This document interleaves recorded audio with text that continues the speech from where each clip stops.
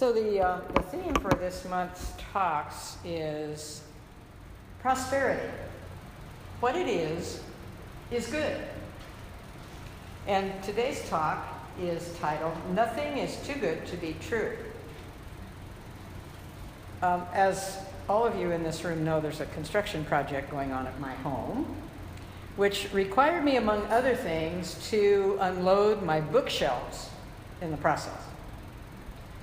And in the process, I discovered that I had some old Creative Thought magazines, which this was one of, with not only spiritual mind treatments for the day in them, but also various stories.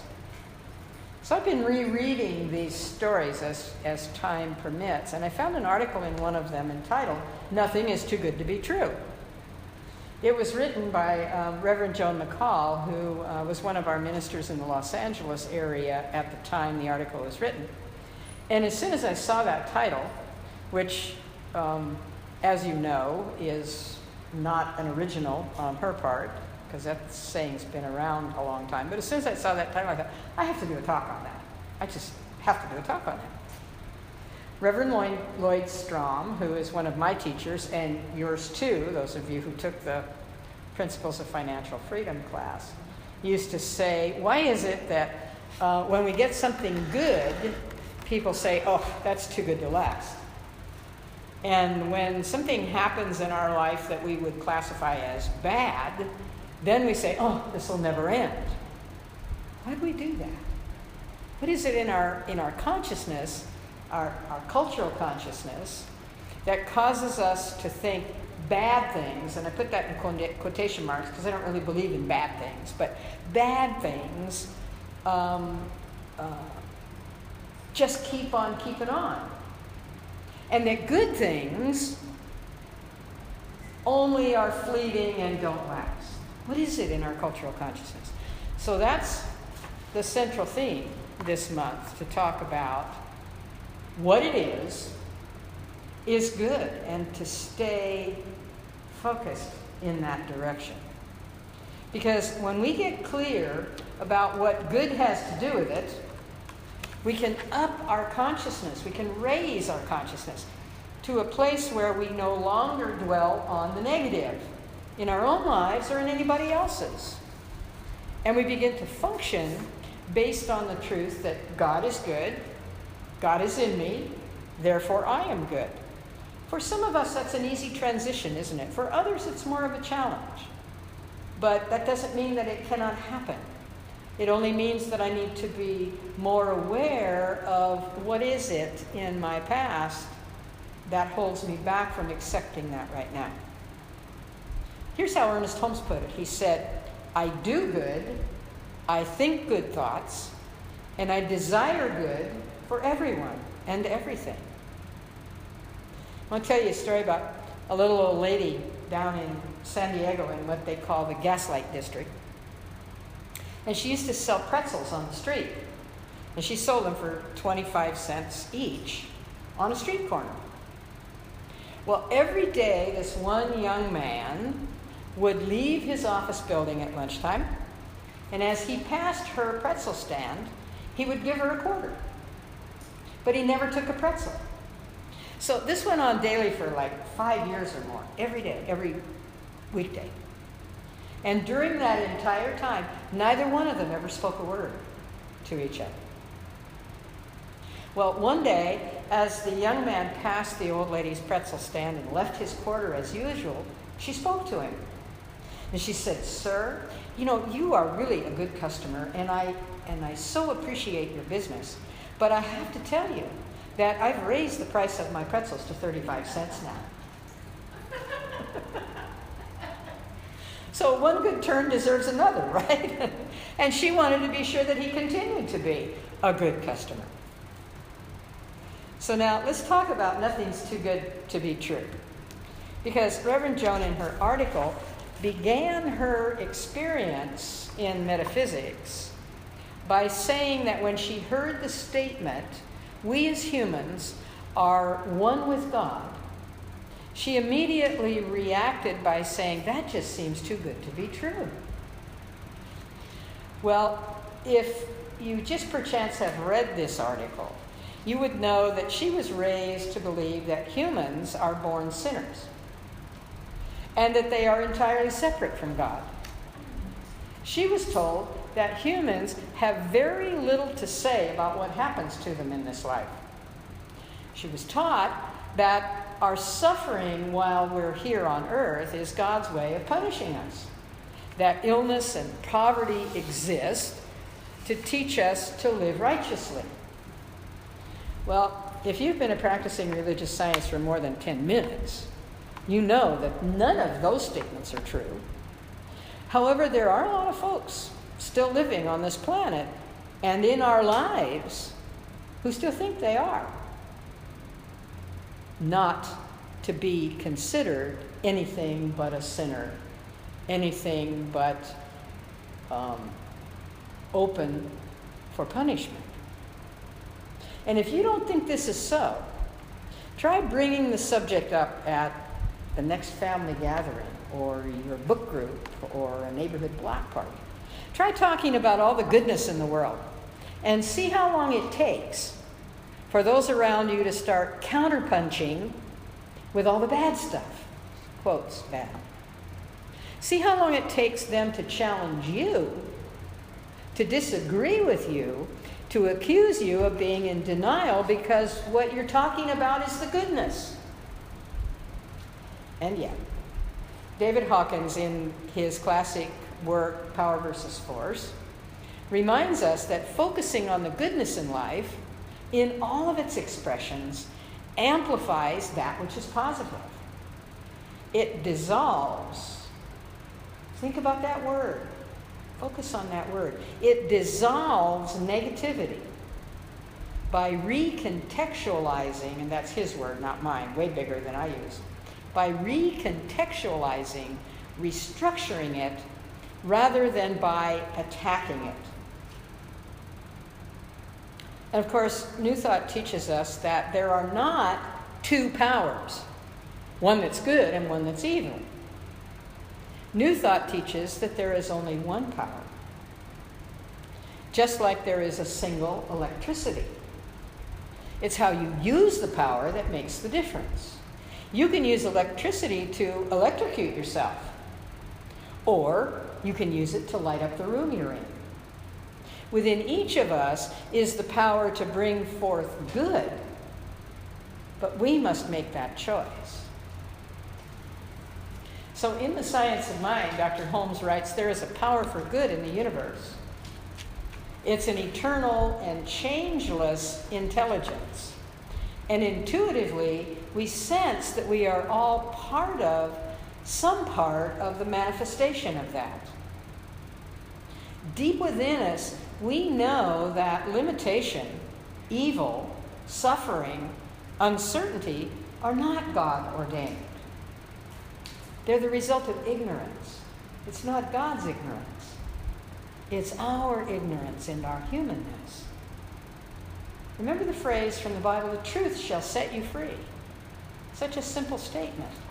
And yet, when we follow the truth of our being, and we follow the truth of the goodness and love that universal energy is, it's really very simple. Holmes believed that the storehouse of the universe is filled with good, but that good is hidden from the ignorant. Uncovering that goodness comes from understanding the subtle laws of nature, through understanding universal principles, and being willing to come into sync with them. Ignorance is simply the lack of attention to knowing. And so that's within the framework of all of us to bring into our consciousness. Through experience, we learn what is good, and we learn what's truly satisfying, not just satiating. There's a difference. We learn what is truly worthwhile, what feeds our body, mind, and spirit. And that's just called knowing the truth. And as we come to know the truth, then we come to accept it. in our lives. The truth is, God is good, and nothing is too good to be true. When we get that firmly in our own lives, then our potential begins to demonstrate its endlessness. However, knowing the truth and living it sometimes are two different things. Knowing that I can do all things through God is powerful, but the information alone doesn't change me. I need to act on those words in order for them to have meaning. Because transformation occurs when we put truth into action in our own lives. So knowing that I can do all things through God is the same as knowing that God can do all things by means of me. There is no difference. There is no disconnection. There is no separation.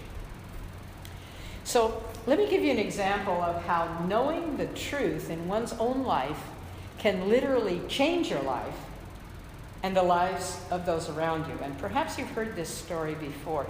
I love this story.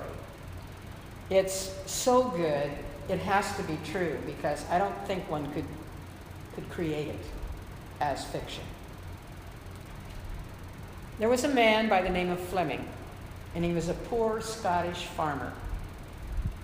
One day, out on his land, trying to make a living for his family, he heard a cry for help. It was coming from a nearby bog. Now, note we were in Scotland, yeah. He dropped his tools, he ran to the bog to find a young boy mired to his waist in that black muck. The child was terrified, he was screaming, he was struggling to free himself, which is the exact opposite thing to do in a case like that, but that was all he knew to do. The farmer, Mr. Fleming, at significant threat to his own safety, worked feverishly until he was finally able to pull that boy from the bog. And in so doing, he surely saved this child's life. The next day, a fancy carriage pulled up to the farmer's sparse surroundings, his home. And an elegantly dressed nobleman stepped out and introduced himself as the father of the boy that the farmer had saved the day before. The nobleman said to him, "I want to pay you. You saved my son's life." "No," said the farmer, waving off the offer, "I can't accept payment for what I did." And at that precise moment, the farmer's young son came to the door of the family shack. The nobleman saw the boy and he said, "Is that your son?" "Yes," the farmer said. "Well, I'll make you a deal then. Let me take him and give him a good education. If the boy is anything like his father, he'll grow to be a man you can be proud of." So the farmer thought about that for a few moments, and then he agreed to that arrangement, and he sent his son with the nobleman. In time, his son graduated from St. Mary's Hospital Medical School in London. He went on to become famous throughout the world as the noted Sir Alexander Fleming, the discoverer of penicillin. Years afterward, the nobleman's son was stricken with pneumonia. So what did they save him with? Penicillin. And the name of that nobleman was Lord Randolph Churchill. His son's name, Sir Winston Churchill. It's a true story. And it's so touching. It's a story that contains within it a very dramatic realization that the course of history was indelibly affected by that simple farmer's act of goodness when he worked until he saved that boy who became Winston Churchill from that swamp. It was a further recognition impacted by the goodness of Lord Randolph Churchill, who recognized an opportunity to give back and took young Fleming and got him an education that enabled him to do what he did. The very person he educated provided a means by which his son was saved once more. Well, it is very unusual that goodness and acts of kindness are directly repaid by the person who extended them, as is the case in this story. But it's not unusual that they are repaid. Rather, it's the norm that they are. In fact, the truth is, they are always repaid. You believe that? Can you believe that? Believe that I believe that? You bet. Because the truth is, how could they not be? In a circular universe, with the law of circulation always in effect, we are always receiving even as we're giving. The only chink in the armor sometimes is that we don't realize it, or we don't acknowledge it, or we miss it. So we know that like is attracted to like. We know that in science. We know that in spirituality. We know that the law of cause and effect exists in the universe, in science and in spirituality. And we know that it's done unto us as we believe. You cannot think one thing and produce another. So then when we do good, what comes back? Good. When we think good, when we do good, when we are good, what manifests is greater and greater amounts in our lives of goodness. In the Principles of Financial Freedom, you may remember this, that incredible class that we took earlier this year, we talked about the levels of consciousness and how they demonstrate in our lives. Level 1 consciousness is reactive. I'm just trying to avoid evil. Number 2 level of consciousness is proactive. I am seeking good. Number 3 level of consciousness is interactive. I am being good. Get ready. Here comes level number 4. I am goodness. And as Ernest Holmes reminds us, we take the good wherever we find it, making it our own as we understand it. Realization that good is universal and that as much good as any one individual can accept and incorporate into her life is hers to use in what constitutes the law or the science of mind and spirit. And good never changes. Good never compromises with its opposite. It knows no opposite, only that which is basically spiritually correct. Divine Spirit, back of everything, is complete, loving, harmonious. That can only be described as goodness. So we need to get clear that good and goodness is without bounds. Unlike Reverend McCall's early teaching, there is no such thing as evil. There is no such thing as a power that is counter and opposing God. We experience the appearance of both good and supposedly evil only because we perceive the presence of duality rather than unity. We experience the appearance of both good and evil only because we perceive a sense of separateness from the divinity that created us. And I'll be talking more about this false sense of duality or belief in duality, the idea that there are opposing forces of good and evil, later on in this series. I just wanted to mention it to you now to let you know that I haven't forgotten that some people in the world still believe it. Still believe in it, still live their lives trapped by it. But today we content ourselves with the knowledge, the faith, and the trust that our belief in goodness is greater than any apparent manifestation of its opposite.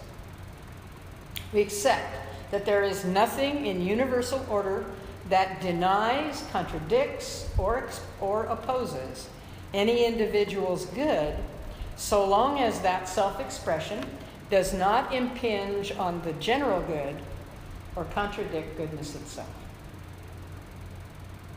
I'm sure many of you have noticed that the word good is only one letter removed from God. It occurred to me as I was preparing this talk that good is the expansion of God. We expand the word God and we get the word good. We expand the idea of God and we get the idea of good. We allow God to expand in us and we demonstrate the good in us. What else could we possibly demonstrate? For that's what God is. Goodness. So this week, be good. See good. Do good. Accept good. And I guarantee you, nothing that happens in your life will be too good to be true. And so it is.